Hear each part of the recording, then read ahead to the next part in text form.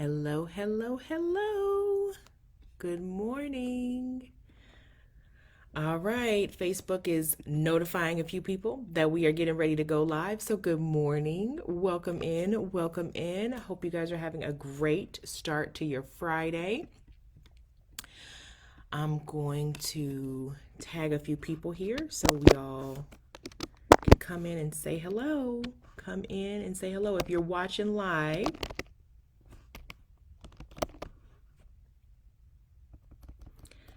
drop a comment, drop an emoji. I'm going to drop a couple things in the chat real quick so that we have them here to reference. So if you're watching live, come on in and say hello. If this is your first time catching one of my lives, my name is Kathleen Day. I am the founder of the School Social Worker and Mental Health Provider Facebook community. We started this group, oh gosh, 4 or 5 years ago. It's been a while. It's been a while, guys. I'm going to drop a couple links that I'm going to reference during our live today so you guys have some information to help you in the work that you do. So we are talking about, I know that the title of this is a little bit strange, but believe me, it will make sense in a minute. The title of this is Behavior, Self-Care, and Money. Sounds crazy, but it's trust me, it will make sense in a second. So yesterday I was speaking in, I think it's called Florence, Indiana. It's a city I've never been to. And I was driving down there to speak about the importance of incorporating a mental health framework into the work that you do. And I was speaking in front of adult educators. So some of these were people that worked in a school district, and they have an adult education program within the K-12 school district. Others were like private organizations, but people in the room that were from correctional institutions. So a lot of different people and different backgrounds there. And one of the common things that we heard is that behaviors are on the rise. They are, and it's not just like defiant behavior or like just traditional disruptive behavior. There's a lot of violence and aggression, and I am not one that is an advocate for you ever putting yourself in harm's way, but I am absolutely an advocate for you being prepared. That is why last month we did the behavior intervention boot camp, which was very, very well received. And so, surprise, today I have a flash sale going on. So if you didn't grab it at the pre-launch price, this is the next best deal. So it's 50% off today. I have already dropped that link with the code already is associated with it. The code is flash sale. So if you are interested, if you're seeing an increase in behaviors, please make sure you are prepared. That's actually an act of self-care, right? You know you're being called in to address these behaviors. You know you're being called in to support, kids when they are being disruptive or having a mental health crisis of some sort. So prepare yourself, right? Don't expect yourself to just like, well, I should know how to do this. I should be able to handle this. Give yourself the tools. The traditional kind of behavior approach that we typically see is really more designed for a structured behavioral program. So if you're looking for behaviors, you might see things about ABA or a residential program, and that just doesn't work in a traditional school program because you have different demands and you have different needs and you have different backgrounds. And so I've gotten lots of good feedback from the people who participated in behavior intervention bootcamp that they are finding a variety of ways to use this. So if that is something you are struggling with, take advantage of the flash sale, grab it today. So that's number one. And while I was teaching yesterday, we were talking a little bit about your self-care non-negotiables. And I think one of the things that I'm hearing a lot is that people are tired of talking about self-care. What they really want is for there to have more realistic demands. And I 100% agree with you that it's frustrating when the demands that are placed on you are not realistic. But I don't want you to discount the importance of self-care, okay? Because self-care does support your overall well-being. It doesn't have to look like what most people think it looks like in order to do that. I'm going to give you an example in a second. But I want you to know that you in engaging in self-care actually conditions your brain to expect to be treated better. It gives your brain an opportunity to reset when you're having these increases in behavior where you might be faced with violence, you might be faced with aggression, you might be feeling like, I don't even know what to do with this situation. It triggers you into a trauma response. That trauma response makes your body wear down faster, right? It makes your body go into that fight or flight mode more frequently, which is so unhealthy for you. So your acts of self-care allow your body to reset and heal. So if you're noticing more physical pain, noticing more, like aches and pains, trouble with your stomach, trouble sleeping, all these different things, a lot of times that really has to do with the chronic stress that you're under. But pay attention to what are some of your non-negotiables, right? One of the people I was talking to yesterday said her non-negotiable is she's not working on Sunday. Don't ask her. She's not going to do it. She's not checking her email. She doesn't care, right? That's for her. My non-negotiable for me is I choose peace. And let me tell you what that looked like yesterday. Okay, so I live just outside of Indianapolis, Indiana. I'm from South Bend. So a 2-hour drive up and down 31 Highway, I've been doing that as long as I could drive. It's a very, very common thing for me. So when I think about a drive, I kind of base it like off, is it 2 hours or less, right? If it's 2 hours, I'm probably willing to do it. If it's much more than 2 hours, I probably ain't going. So this was a drive that was about 2 hours. So it was like 2 hours and 15 minutes. Okay, I'll go. So I just, said, signed up and went ahead and was willing to go forward and do that. But this was in an area I've never been to before. So I did not know what this drive was going to be like. And it was the twistiest, turniest drive I've ever been on. And I did not enjoy it. It was just kind of nerve-wracking for me because I wasn't sure like what was, there was a couple of times where it's like you really couldn't see around the corner. You're like, being a little extra cautious. And I really didn't enjoy it. So by the time I got to speak yesterday to the area where I was going to be speaking, which was a beautiful area, to be truthful, it was a very beautiful area. I thought to myself, I am not driving that way back home. To get to the destination, I chose the quickest route, which was not the most comfortable route. But I made a conscious decision yesterday afternoon that I was going to practice self-care and not take the shorter route home. I was going to go a little bit out of my way, maybe like an extra 10 or 15 minutes out of my way, and take the more comfortable drive home.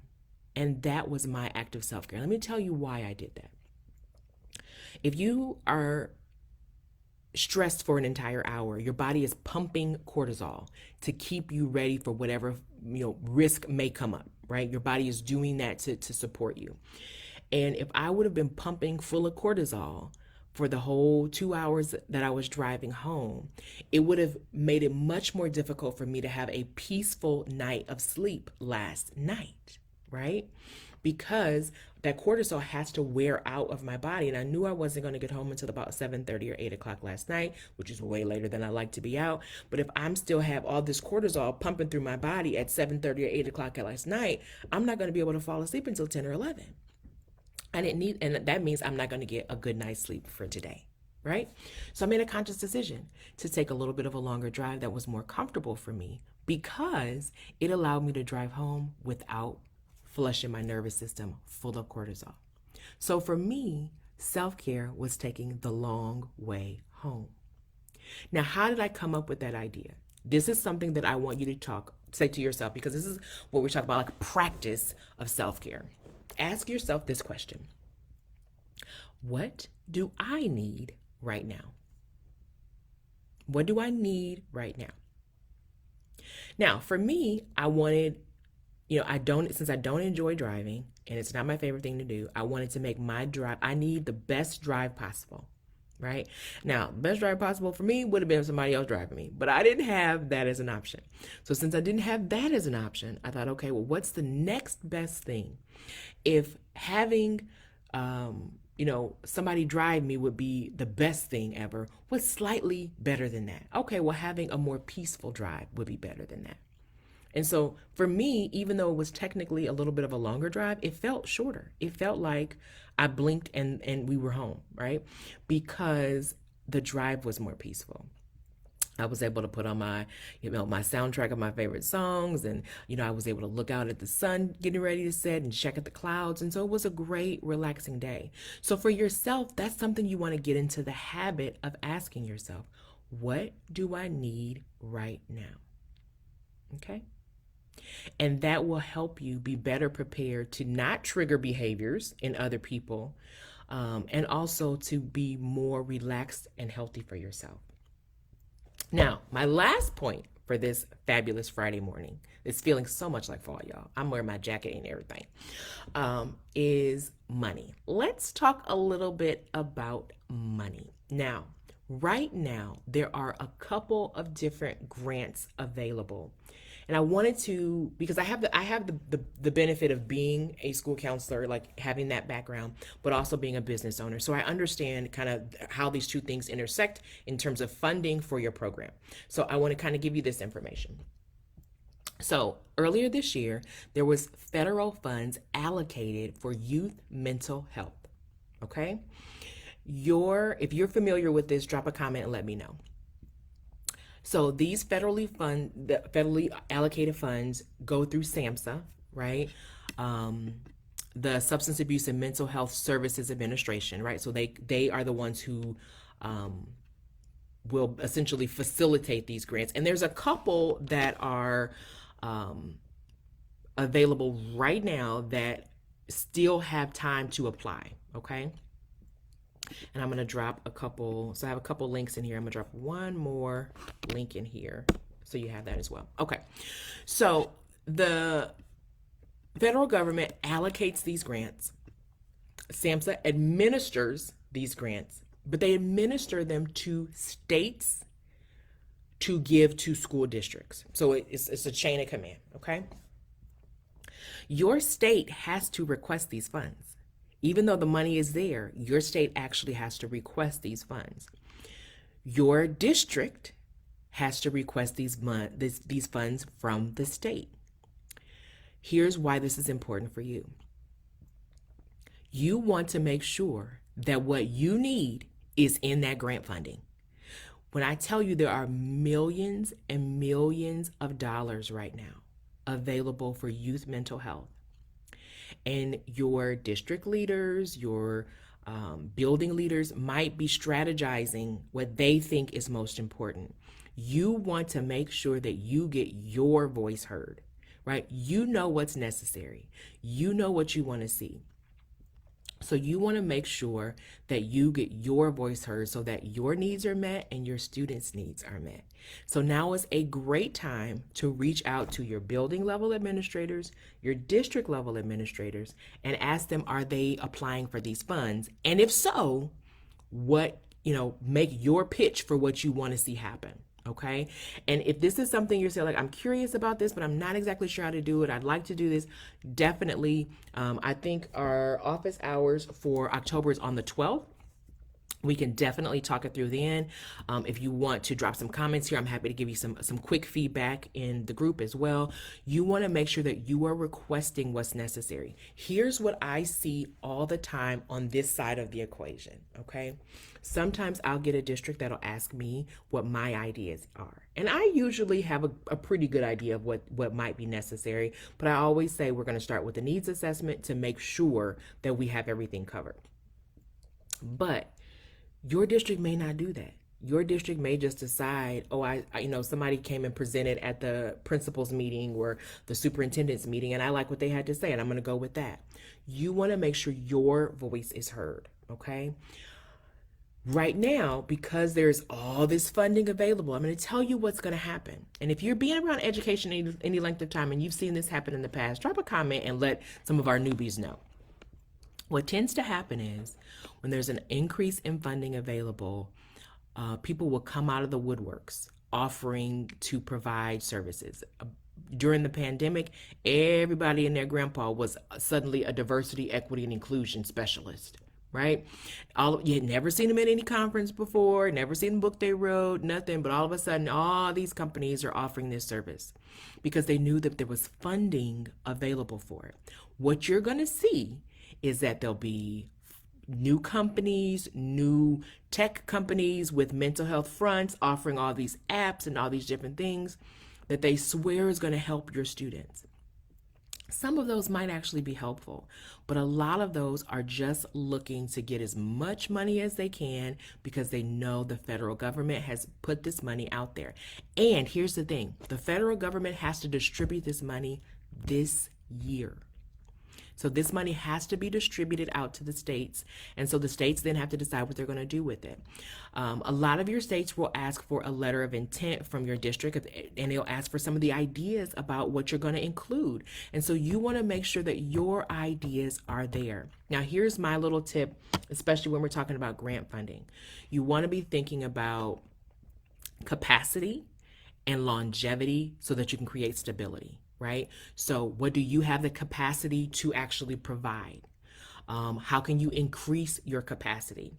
If the grant is for a 2-year term or a 5-year term, think long term. What can we do to make sure that we stretch, that we are building the infrastructure so that when this 5 years is up, we're not back to square one. A lot of schools will say, hey, we're going to hire a new therapist, or we're going to hire a new social worker, or we're going to use the grant funds to provide 2 years of a contract for social workers. Oh, great. And then as soon as the contract, as soon as the grant is gone, they let those people go. That's not providing stability.